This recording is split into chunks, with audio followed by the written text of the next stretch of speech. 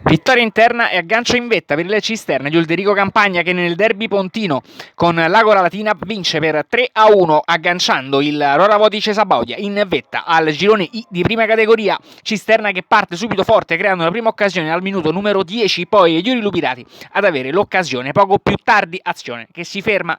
Agora che tenta una sola occasione da gol nei primi 20 minuti di gioco con la girata con il sinistro, palla che termina però in out. Ancora il Cisterna a spingere, questa volta su azione da corner.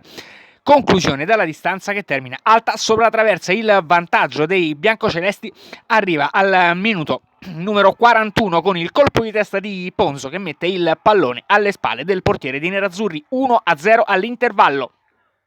Cisterna che continua a spingere ad inizio di ripresa, palla sul lato di sinistra della zona del campo, conclusione che termina però deviata in corner. Agora che tenta invece da calcio di punizione andando vicina al pari con Costanzi, palla in out, e ancora il Cisterna a sfiorare il raddoppio, palo colpito su azione d'angolo, poi arriva il raddoppio, assist perfetto e gol per Frezzotti al 20° del secondo tempo. 2-0 in favore dei biancocelesti di Ulderico Campagna, che chiudono praticamente il match qualche istante dopo, 6 minuti più tardi, con il pallone che arriva a Mason, che con il destro chiude il tris in favore del Cisterna.